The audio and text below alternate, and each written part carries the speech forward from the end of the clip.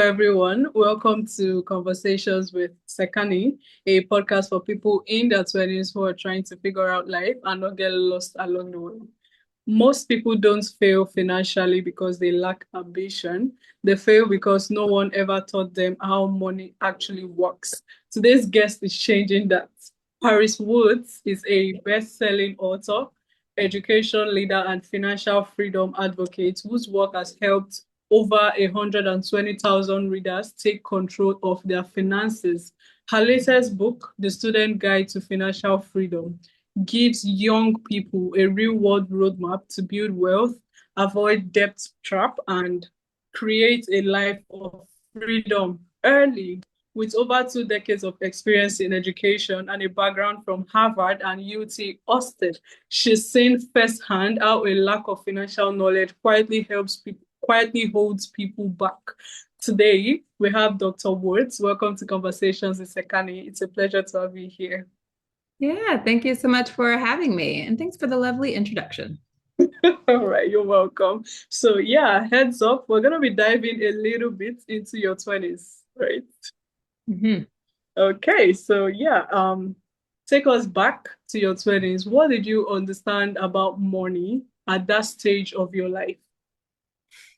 Yeah, I think I turned 20 when I was in college. So probably Mhm. at that point, aside from working my work study jobs and thinking about what I wanted to do, when I came out of college, for me, I was really focused on making a difference and sort of what was I most interested in, and what kind of contribution did I want to make to the world. So I didn't sort of choose my major or choose my career based on how much money I would make. And I would say maybe in my early 20s. So you get out of college and you're sort of working in education, which is the field that I chose. There were some times where I wondered if that was the smartest choice. And I remember a friend's dad when I was in college advising me to like take an economics class. And I remember thinking, I don't want to do that. That sounds boring. So I'm watching my peers make these big fancy paychecks working in finance and, becoming attorneys. And while I wasn't making a lot of money, I was doing work that was very meaningful to me and building a lot of skills. Like as a smart person coming out of a good school, folks just gave me a lot of responsibility. And so I was learning a lot while other folks were sort of, working their way up the totem pole and sort of just doing low level work for a lot of money. I would say in just a few years, I had gained a ton of skills and was able to then eventually run an organization. So, yeah, to the question of what was going on in my 20s, some people call it like you learn in your 20s and then you can earn in your 30s.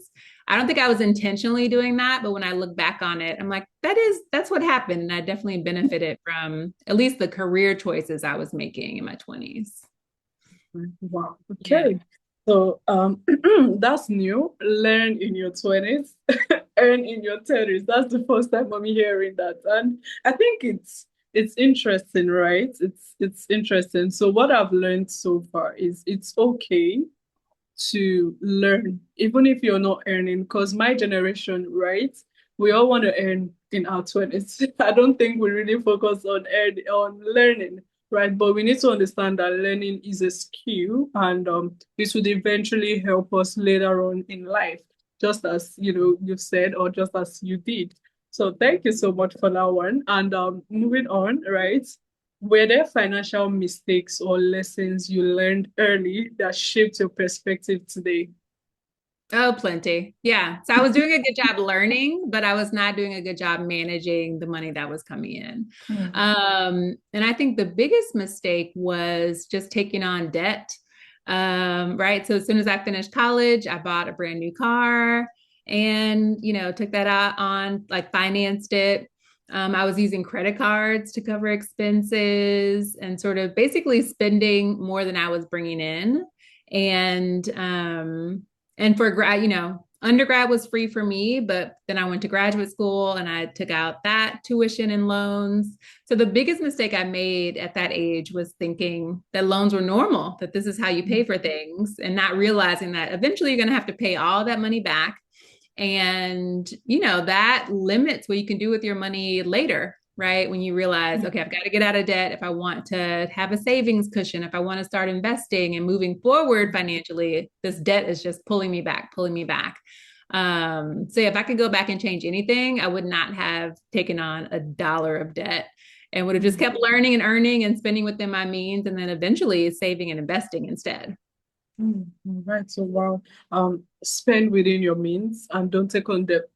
Do not take on debt, especially in your 20s, right? Because these are gonna be burdens later on in life. When you're supposed to use your money for something else, you'll be thinking of how to pay off your debts. Yes.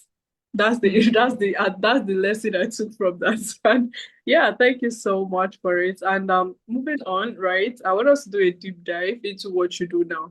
So, your book, The Student Guide to Financial Freedom, it is designed specifically for young people. So, what makes it different from typical financial advice?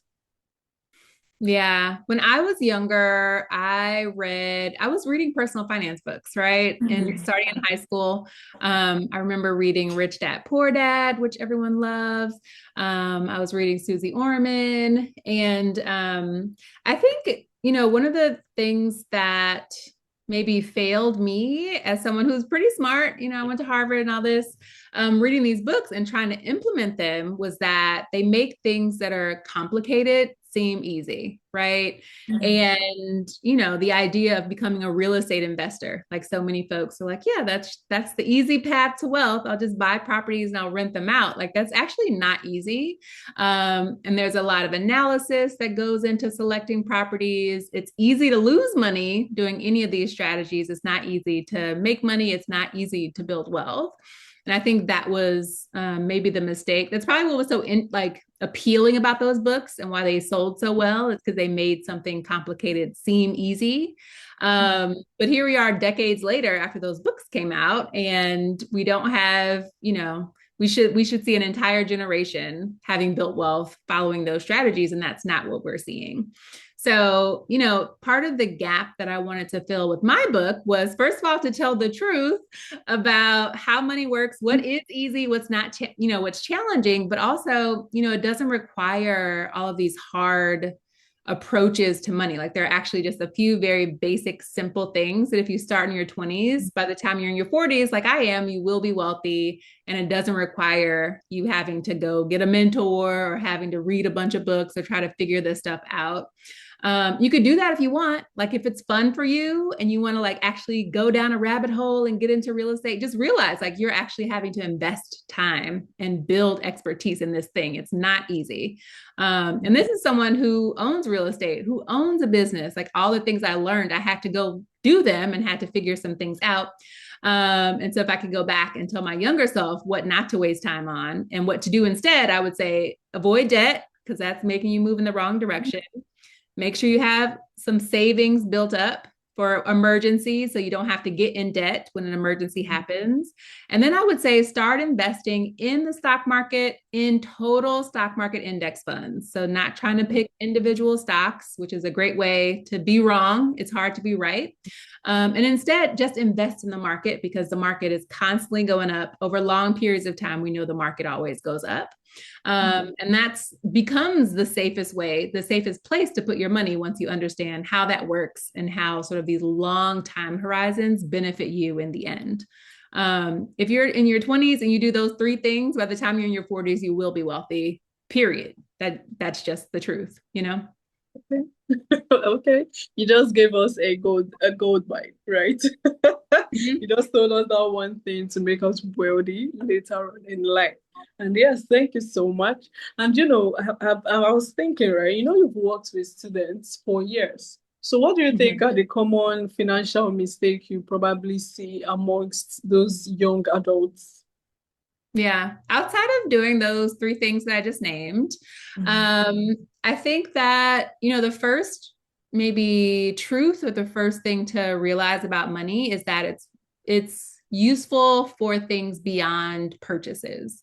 Right. So Mhm. for most of us, when we think of what is money good for, it's like, well, what can I buy? And I can't wait to get this paycheck so I can go to the mall or so I can go online and buy this thing and buy that thing. Right. Yeah, it's like that's what money is for. It's for shopping. And that's partially true. Like you can buy whatever you want with your money. And I don't think there's anything wrong with that, with enjoying your money. So I would say it's a both and. So how can we take care of our future self by taking a small, let's say 20%. So out of every $100 you bring in, put 20% into the savings and investing that we just talked about. Take the other 80% and spend it on whatever you want. Like literally don't feel guilty. You're the one who had to work and go make that money. Um, but most people do the opposite, right? Most folks spend 120%. We're spending more than we're bringing in, and we're not saving and we're not investing. And that is where we get off track and where we're sort of now having to recover from poor choices that we made in our 20s when we sort of get the ratios off.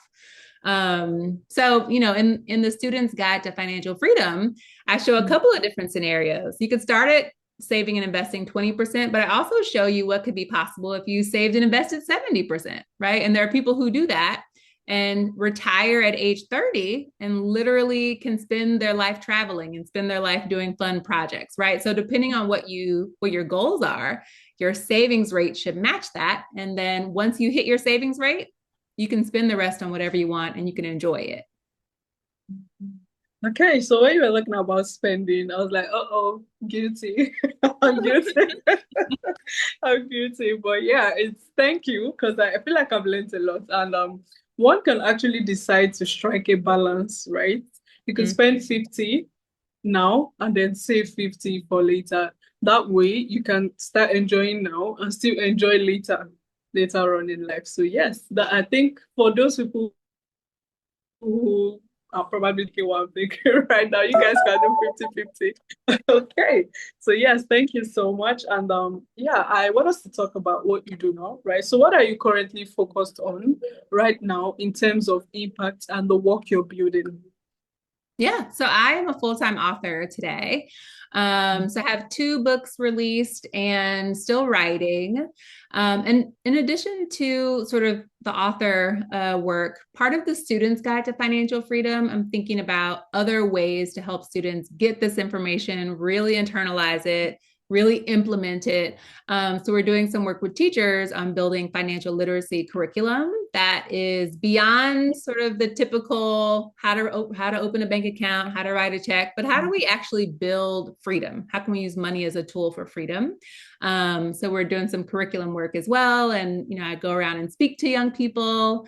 I'm really passionate about this topic and really wish someone had told me this earlier. So I'm trying to be that person to bring this information to other young people before they make a lot of the mistakes that I made. All right. Wow. I'm glad you're telling me earlier, right? Thank you. I do appreciate that, honestly. And yes, I've thought of all our conversation, which is, it's a practical conversation and also eye-opening. And I can't help but ask this one, right? I feel like in order to do these things, we need to build some certain habits, right? So talking about habits or system, what system or habit do you think personally we can rely on to manage money effectively? Yeah, there are a couple of things I have found to be really helpful. One is to automate that savings goal.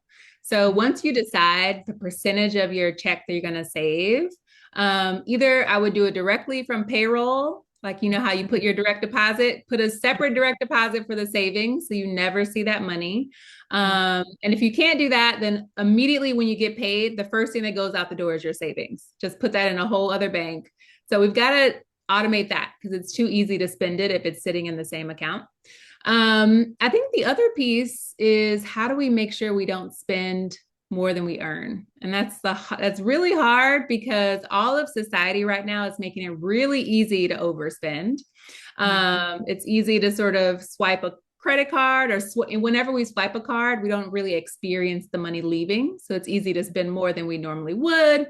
Lots of websites now have Afterpay and buy now and pay later. All of that is designed to make you spend more than you have, right? So one way to do this is to put all of your spending money on one debit card. So have like a separate account. This is called my everyday spending money. It's not my bill money, it's my spending money. And only use that card. And then once there's no more money in that account, you have to stop spending.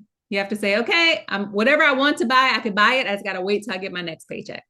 So building those two habits in, saving first, and then making it hard for yourself to spend money you don't have it's almost like a golden combination. It'll help you avoid so many traps that are waiting for you. Okay, so thank you so much for this. This has been amazing. You know, conversations like this are often very important, especially for young adults' financial freedom. And I hope this will get to the right audience. And I hope my listeners will also make good use of this. So thank you so much for this. And yeah, it brings me to the final segment of my podcast. It's called the rapid fire segment. Ready? Okay. So savings or investing? Save first and then invest. Okay. Discipline or freedom? I think freedom, and the reason I say that is once you have a good goal, then you're motivated to do the things you need to do. Whereas if you're starting with discipline, it's not that motivating. And then we often don't do the things that we want to or that we think we should do. Okay. All right. First paycheck or first investment? First paycheck. First paycheck. You need to make money. You need to earn money in order to invest. So I would not try to invest to make money. That's a great way to get trapped into taking unnecessary risks. So we earn money through work and then we invest and we let it sit for long periods of time. All right. Okay. One word for wealth. Freedom. Okay. Okay. And finally, one financial habit everyone should start early. Save first. Save fast. Okay. So yes, thank you so much, Dr. Woods. This has been amazing. And where can listeners get to learn more about your work and what you do? Yeah, you can follow me on social media at author Paris Woods.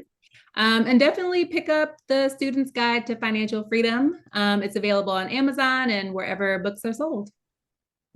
Hey, the Student Guide to Financial Freedom. I think this is really important for young adults. And yeah, I'm going to put the links in the show notes so it is easily accessible to everyone. So thank you so much, Dr. Paris. This has been amazing. And to my listeners, thanks for tuning in to Conversations with Sekani. If this episode sparked something in you, just as it did in me, make sure to share to someone you think might need this and also subscribe so you don't miss out on new episodes.